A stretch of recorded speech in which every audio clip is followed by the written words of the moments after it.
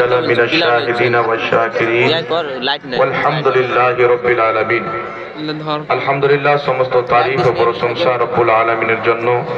তারপর অসংখ্যবার দরুদ ও সালাম বর্ষিত হোক, গর্বিত হোক রাসূলে কায়নাত সাল্লাল্লাহু তাআলা আলাইহি ওয়া আলিহি ওয়াসাল্লামের প্রতি। সকলে পড়ুন আমিন। বিরাদর ইসলাম, আপনারা সকলে নিজের মাথা চোখে দেখতেছেন জশ্নে দস্তরবন্দির সুহানা মঞ্জর, এই সুন্দর নুরানি দৃশ্য আমরা নিজের চোখে দেখতেছি। আলহামদুলিল্লাহ, আজকে গোপীনাথপুর কানজুল উলুম মাদ্রাসার 15 জন ছাত্রকে তাদের মাথাতে পাগড়ি পরানো হয়েছে। আল্লাহ তাবারাক ওয়া তাআলা পবিত্র কুরআনুল কারীমে নবী আলাইহিস সালাতু ওয়াস সালাম হাদিস শরীফের মধ্যে ইলমে দ্বীনের এবং উলামায়ে কিরামের অনেক ফজিলত বর্ণনা করেছেন। আর যারা কোরআন এবং হাদিসের ইলম অর্জন করে আল্লাহ এবং তার রাসূলের জন্য, দ্বীনের খিদমত করার জন্য, আল্লাহ তাবারাক ওয়া তাআলা তাকে তো জান্নাত দান করে, তাকে কিয়ামতের ময়দানে সুপারিশ করার অধিকারও দান করবে। বলুন সুবহানাল্লাহ।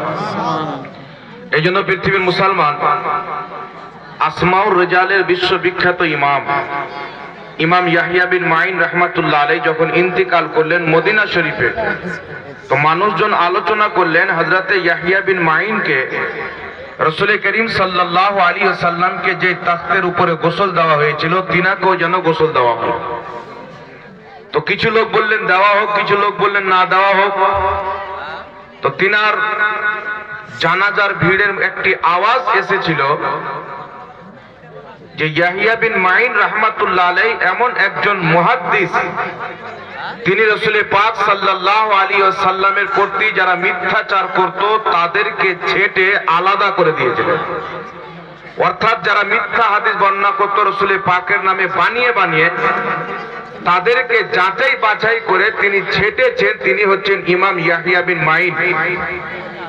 সেই ইয়াহইয়া বিন মাইন রাহমাতুল্লাহ আলাইহির জন্য গায়বী আওয়াজ এসেছেন তিনার জানাজার মাঠে।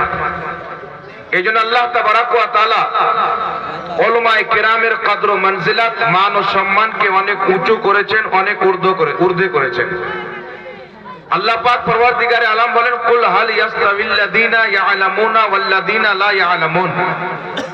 হে নবী তুমি বলো, যারা জানে এবং যারা জানে না, যারা আলিম আর যারা আলিম নয়, তারা উভয় কি সমান?